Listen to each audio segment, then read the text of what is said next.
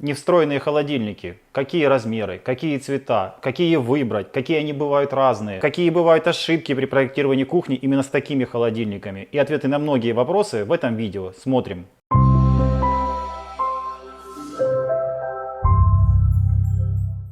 Всем привет, с вами снова Константин и студия Кухни Дизант. Вы давно просили меня в соцсетях, в Telegram, в ВК, запрещенной ныне сети, снять видео на эту тему про невстраиваемые холодильники. Я подумал, ну зачем, тема такая узкая очень, и целое видео, начал писать текст просто, чтобы сделать пост. Оказалось, что текста получается очень много, информации прям очень много, потому что я сначала сам вспоминал то, что я знаю, потом общался с дизайнерами, потом общался с людьми, которые занимаются бытовой техникой, посмотрел еще очень много другого видео. Ну, информации, я вам говорю, очень много, поэтому в один пост это было не вместить, и я решил записать это видео. Поверьте, это видео будет очень интересное, емкое, и после его просмотра вы сделаете определенные выводы в плане брать этот холодильник, и как его подбирать, и что с ним вообще делать. Так что берем чаек, печенюшки, усаживаемся поудобнее и смотрим. Ах да, и про соцсети. Не забываем подписаться на наш телеграм-аккаунт. Я там как раз анонсирую выходы всех этих видео, которые у нас на YouTube. Спрашиваю у вас, какие темы поднимать. Мы там много общаемся. Я там же выкладываю очень важные советы, выкладываю фото готовых наших кухонь с полным описанием и стоимостью. Ссылочку на наш телеграм я оставлю в описании к этому видео. Увидимся в телеге. Ну и здесь в YouTube, пожалуйста, не забываем подписаться и поддержать меня лайком. Вам это не сложно, а мне будет максимально приятно, и также это сильно мотивирует, чтобы снимать следующие видео. Итак, переходим к холодильникам. Сначала я расскажу про сами невстроенные холодильники, какие они бывают и чем они отличаются. Далее будет не менее важная информация о том, как эти холодильники вписать в современные кухни и какие правила вообще существуют. И в самом конце я постараюсь ответить на самые популярные вопросы от наших подписчиков, которые они задавали нам в соцсетях. Именно накануне съемок этого видео я в Телеграме и в Инстаграме задал этот вопрос, что вас интересует в плане невстроенных холодильников.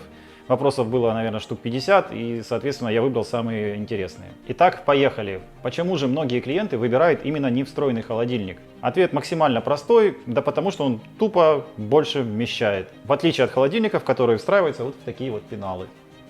Хотя во многих видео, я замечу, мы наоборот советуем выбирать именно холодильники, которые встраиваются в пенал. Потому что мы больше как за дизайн, за внешний вид кухни, и это смотрится всегда эстетичней. Но, как я сказал, они мало вмещают, и вообще супер идеальный вариант, это когда берут один встроенный холодильник и одну встроенную морозилку. Их ставят рядом, они одинакового размера, места всегда хватает, и все идеально. Но мы же знаем, какие у нас кухни, они в основном небольшие, и строить и холодильник, и морозилку, и занять два пенала этими бытовыми приборами очень сложно. И места иногда на это не хватает. А у кого-то еще и в бюджет это все не вписывается. Поэтому людям приходится выбирать обычный невстроенный холодильник. И мы уже с ним тут играемся, как его лучше разместить, какие цвета подобрать. Я чуть позже как раз расскажу о всех этих правилах. И вот такие невстроенные холодильники бывают нескольких типов. Первый, самый простой, это однокамерный холодильник. То есть это у нас одна единая дверь. Дверь мы открываем. И имеем пространство общее большое, где хранится куча еды, и, соответственно, пространство, где морозильная камера. Обычно морозильные камеры в этих холодильниках не очень большие, они не очень удобные, поэтому люди чаще выбирают именно второй вариант. А это как раз двухкамерный холодильник, когда у нас морозилка имеет отдельную дверь и, соответственно, отдельный доступ. Наверное, лучше этого варианта пока еще не придумали. Еще есть вариант трехкамерного холодильника, это более такой премиальный сегмент, это когда есть как раз основной отсек, морозилка и еще одно деление, где вы можете сохранять свежесть своих продуктов. Следующий вариант, который вы можете приобрести, это холодильник, который называется Side by Side. Про него как раз очень было много вопросов. Там, расскажите про него, вообще это удобно, неудобно, как с ним быть. В общем, у таких холодильников бывают две большие такие громоздкие двери, бывает даже 3 двери и 4 двери. Но основная его проблема это вписать в современную кухню, потому что двери этого холодильника имеют закругление, и, соответственно, когда у нас кухня в современном стиле, где преобладают прямые линии, это очень сложно встает и, соответственно, не всегда хорошо смотрится. Но и существует еще такой миф, что они прям мега вместительные. Поверьте, если вы откроете дверцы холодильников, вы увидите, какой они толщины, да, какие они огромные. Соответственно, по хранению там они не сильно прям опережают холодильники, там те же двухкамерные. То есть, если вы возьмете два двухкамерных холодильника, поставите рядом, и рядом side by side еще такого же размера, то в два холодильника отдельно стоящих у вас поместится прилично больше продуктов внутри, чем в том же side by side. В принципе, это и все, что я знаю. Есть еще, конечно, холодильник, который называется Fridge Door, это он выглядит вот так. но его редко очень покупают, используют, и я не помню, когда мы сталкивались, чтобы клиент приносил именно документацию о том, что у него именно такой холодильник, и мы под него делали кухню.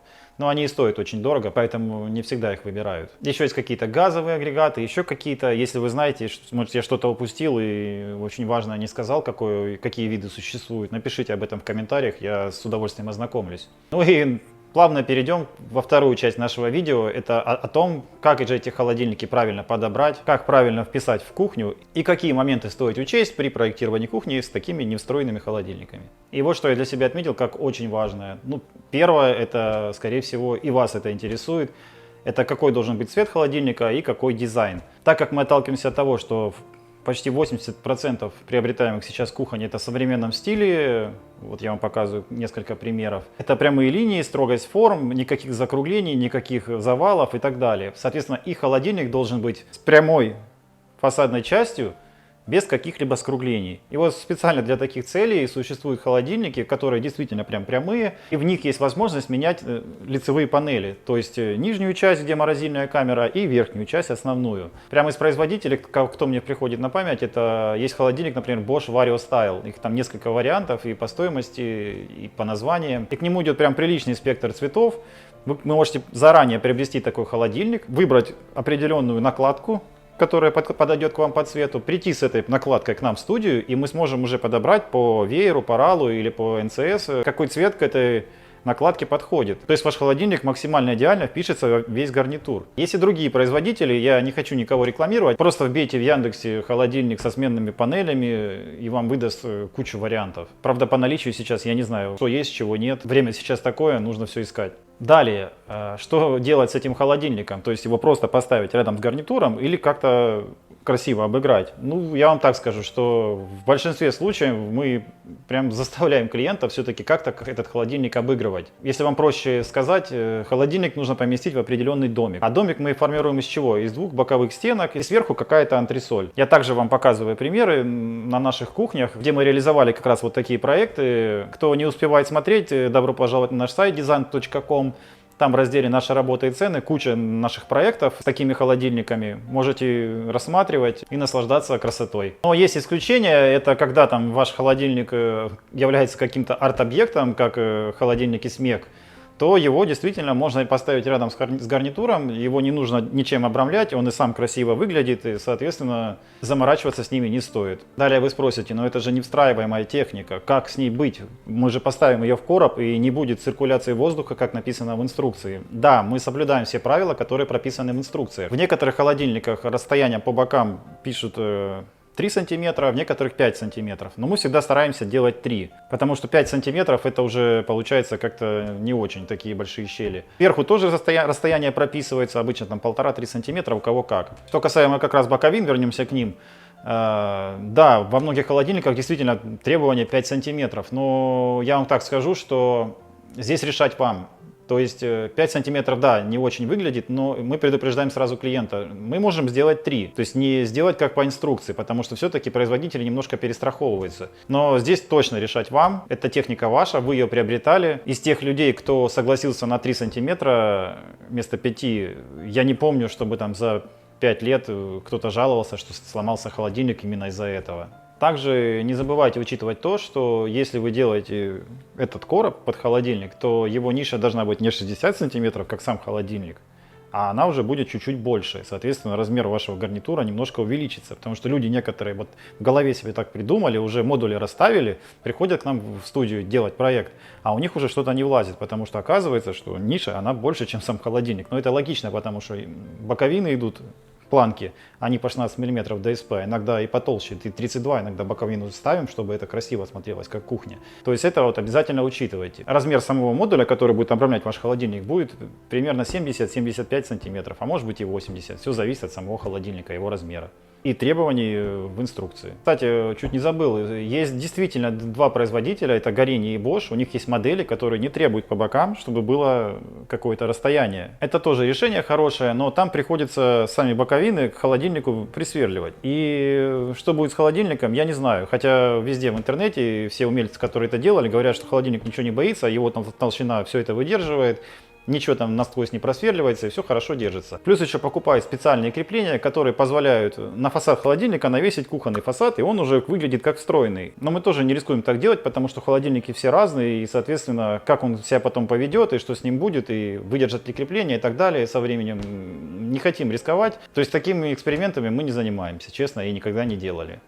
То есть либо встройка, либо не встройка. А встраивать не встройку мы не рискуем, потому что могут быть большие проблемы. Ну, я, в принципе, и вам не советую. Также, выбирая невстроенный холодильник, думайте о его глубине. То есть, если вы хотите, чтобы он прям ровненько смотрелся с гарнитуром, то выбирайте глубину ниже там, 55 сантиметров. Есть такие холодильники. Потому что у производителей тоже есть требование, чтобы сзади было какое-то расстояние определенное. А глубина кухни это стандарт 60 сантиметров. Если вы хотите, чтобы он прям четко вошел в обрамление, то выбирайте небольшой глубины. Но и не забывайте учитывать момент, как открывается дверь этого холодильника. Потому что если вы полностью утопите, то во многих холодильниках дверца просто не откроется, его приходится все равно выдвигать вперед. Да, есть холодильники, которые открываются прямо на 90 градусов, и с этим проблем нет, но большинство все-таки требуется более большой градус для открытия. И еще во многих холодильниках есть выдвижные ящики, в которых вы храните фрукты, овощи.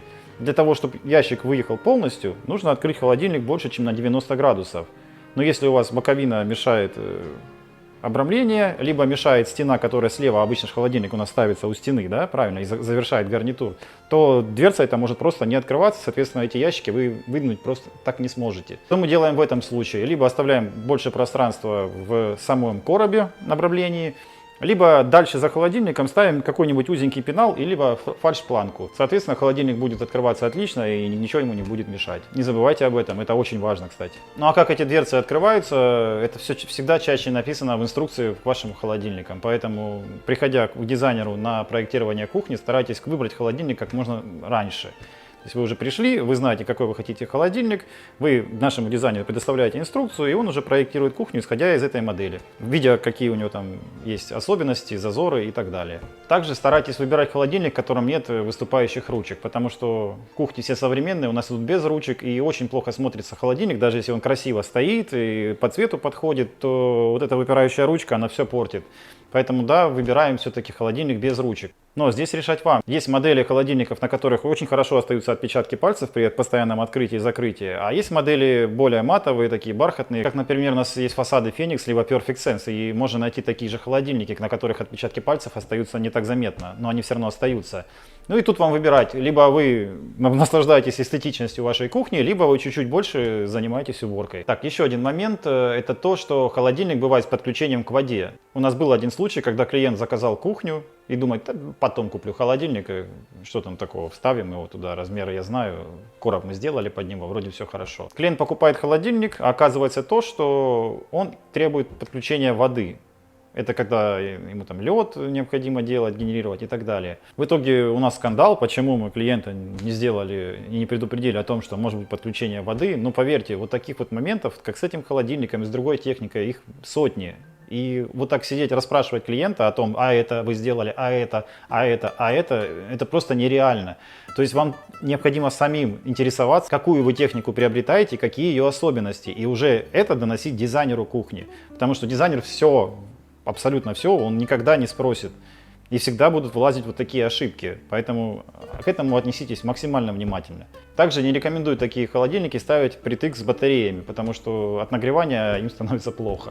А еще часто задают вопрос, он, наверное, очень самый частый, это можно такой холодильник ставить рядом с духовым шкафом. Да, можно, если это духовой шкаф встроенный. Вот с невстроенной духовкой, когда вы прям впритык поставите друг к другу, так ставить нельзя. А когда у вас не встроенный холодильник и встроенная духовка, соответственно, между ними есть перегородка в виде ДСП, и сама духовка на все рассчитана, что она будет рядом с чем-то, и они абсолютно друг другу никак не вредят. То, что это нельзя, это абсолютный миф, и, наверное, все уже давно в курсе. Ну а кто не в курсе, запоминайте. Также не советую выбирать холодильники с такой полукруглой выпуклой дверцей. Да, это больше подходит, наверное, для неоклассики, для классики. Но так как кухня у нас в большинстве своем случае в современном стиле, это прямые линии, как я уже говорил ранее, соответственно, лучше такие холодильники не выбирать. Выбирайте с прямыми линиями. Также, что касаемо цветов холодильников, то я все-таки не советую брать бежевые именно холодильники, потому что, видя его на экране монитора, например, и заказав в интернете, вам приедет бежевый холодильник, потому что на картинке это все было красиво, красивый бежевый цвет, и вы думаете, подберем под него фасадик, и все будет идеально. Но по факту бежевый цвет смотрится немножко с желтизной с такой, и выглядит это абсолютно не очень. Поэтому с бежевыми холодильниками лучше поаккуратнее. Лучше посмотрите их вживую, если там действительно красивый бежевый, тогда можете брать. В интернете бежевый не покупаем. Ну а если вы хотите как-то выделиться, и чтобы холодильник ваш был каким-то произведением искусства, то все-таки тогда лучше выбрать холодильник СМЕК и его никак не трогать, его просто поставить, и он должен красиво стоять и радовать ваш глаз. Ну а кстати про СМЕК я вот недавно узнал о том, что оказывается СМЕК не делает сами холодильники, он их заказывает, по крайней мере для России, в компании Беко либо Горенье, то есть это обычные холодильники, просто оболочка идет уже СМЕК. Вы не платите там за супер качество, вы платите только за дизайн, а переплата там идет приличная, соответственно, стоит об этом задуматься, нужен ли вам именно такой объект в вашей квартире. То есть он будет красивый, но по факту это будет обычный холодильник без каких-то там наворотов и каких-то фишек. Хотя по себе они абсолютно неплохие, но не премиум какой-то. Наверное, по второй части у меня все. Я вроде бы все сказал, но многое что не упомянул еще, а упомяну я это в ответах на вопросы наших подписчиков. Поэтому смотрим видео до конца, переходим к третьей части. Вопрос номер 1. Насколько ужасно смотрятся ручки с толкателем на холодильниках Liebherr? Ну, я вам, наверное, так скажу, что ручек вообще лучше избегать. Даже с толкателем, без толкателя они все равно выпирают и все равно смотрятся не очень. Поэтому ручки лучше отложить. И еще я слышал, что как раз вот ручки с толкателем, их хватает, может, на 3-4 года, а дальше они выходят из строя, приходится вызывать мастера и их ремонтировать. Но точного подтверждения прям нет, что прям каждый холодильник так ломается, но случаи действительно были. Поэтому с этими ручками нужно как-то поаккуратнее. Вопрос номер 2. С какими фасадами сочетать самый классический вид холодильника – это металл серый? Да, действительно, мне кажется, больше всего выбора холодильников, именно модели, когда такой у них металлик, серый металл. В общем, понимаете, о чем я, вот показываю примеры. К таким холодильникам подходит хорошо серые цвета, графитовые, хвойный цвет, цвет индиго так называемый, а также цвет кашемир и серый камень. Вот эти вот цвета можете смело использовать с такими холодильниками, они отлично будут сочетаться. И еще с ними неплохо смотрятся текстуры дерева, потому что дерево-металл, сейчас эко, тренд, вот эти все материалы очень хорошо взаимодействуют. Правда ли, что такие холодильники лучше не подбирать по цвету, потому что все равно не попадете? Ну да, правда, потому что действительно попасть в цвет очень сложно. Даже если вы холодильник принесете к нам в студию, мы начнем прикладывать всякие разные варианты по цветам НЦС или по RAL, но все равно можно не попасть. А если это холодильники, о которых я говорил в начале, это со съемными панелями, где цвета можно выбрать по вашему вкусу, соответственно, вот такие подходят идеально для этой темы. А вообще, если вы сомневаетесь, какой холодильник по цвету брать, то берите или черный, или белый. Вообще идеально по мне так это черный холодильник, потому что его можно потом сочетать с разными частями, элементами кухни. То есть это, например, может профиль гола быть черного цвета, это может быть духовка черного цвета, это может быть микроволновка черного цвета, варочная панель черного цвета, многое что, ручки черного цвета, если они есть выступающие, либо профиль витрины черного цвета, что часто очень стали выбирать. И черные цвета, они вот именно имеют такую фишку, что они не отличаются по оттенкам. То есть если он черный, то он черный. А вот с белыми нужно немножко быть аккуратнее, потому что вы можете взять белый холодильник, а ваша духовка будет немножко желтизной. А варочная панель, к примеру, очень белоснежная, и, соответственно, будет небольшой разнобой в оттенках. За этим внимательно следите и правильно подбирайте, старайтесь. Есть ли смысл сверху делать антресоли и слева узкий шкафчик? Ну, конечно, есть смысл делать, если у вас кухня идет с антресолями и рядом стоит невстроенный холодильник, то антресоли я советую всегда продолжать и над холодильником, потому что смотрится действительно эстетично и правильно. А слева вот этот узкий шкаф, тоже обязателен, потому что, чтобы холодильник открывался и не упирался в стену, которая боковая, потому что холодильник, я еще раз говорил, часто у стены ставят именно как край гарнитура, он завершает композицию, то ставим как раз вот этот узкий шкаф, и холодильник будет отлично открываться, ему ничего не будет мешать. Ну, плюс еще он как-то, вот этот узкий шкаф, он как-то получше заканчивает композицию, нежели просто такая планка из ДСП, которая 16 мм. Когда она потолще, это смотрится как-то более солидно. Когда холодильник у стены, достаточно ли открывания 90 градусов или лучше перевесить двери? Ну, я об этом только что говорил, что лучше сделать слева от холодильника фальш-панель, либо какой-нибудь узкий пенал с выдвижными корзинами. Вот, тогда это будет отлично смотреться, а перевешивать дверь я вам никогда не советую, потому что, открывать дверь, как вам удобно, вот здесь кухня, а вот здесь холодильник, вы открыли дверь, все, вы видите достали, положили, закрыли. А так вам приходится обходить, открывать дверь, доставать, потом закрывать дверь, как-то обходить и класть ваши продукты. Ну, это очень долго, короче, не заморачивайтесь с этим, дверь лучше не перевешивать. Насколько невстройка громче, чем встройка? Ну, здесь, конечно, больше зависит от модели и самого холодильника, но я вам так скажу, что последние там современные модели, которые есть невстраиваемых холодильников, то проблем со звуком там нет. Конечно, встройка намного тише, потому что она вся обрамлена ДСП, и это не так слышно. Но и современные холодильники, которые невозможно встроить, которые обычно отдельно стоящие, по звуку, ну, я не слышал, чтобы они очень громко там дребезжали или какие-то там звуки издавали, поэтому их еле слышно. С этим, я думаю, вообще не стоит заморачиваться. Звук всегда будет тихим. Хватит ли одного невстроенного холодильника двухкамерного на семью из 4 человек? Но здесь предсказать ваши потребности нереально, потому что, да, такие вопросы задают. У нас семья 4 человека. Как нам быть? Какой холодильник выбрать? 2 или 1?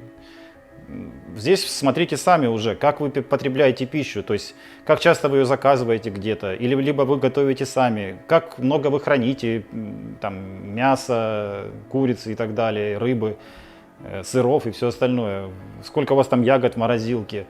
Сначала об этом подумайте, и лишь потом приобретайте необходимое количество холодильников. Ну, для семьи из 4 человек, я думаю, одного холодильника в современных реалиях именно в Москве, потому что люди больше сейчас стараются покупать где-то на Яндекс.Еда, либо Delivery Club, и все меньше и меньше готовят и больше работают. Ну, а если вы действительно много готовите, храните, то можно приобретать 2, либо сайд-бай-сайд, это решать уже вам. Но больше, наверное, интересных вопросов не было. Если какие-то еще есть, задавайте в комментариях, я с удовольствием отвечу на них, уже в письменном виде, как говорится. Ну и на этом сегодня, наверное, все. Надеюсь, информация для вас была полезна. Не забываем подписаться и поставить лайк, еще нажать на колокольчик, чтобы не пропускать наши видео. Ну а если вам не надоело поглощать информацию про правильное обустройство кухни, то я вам советую посмотреть один из наших обзоров установленной кухни, либо одно из обучающих видео о том, как правильно обустроить кухню. Всем пока, увидимся скоро.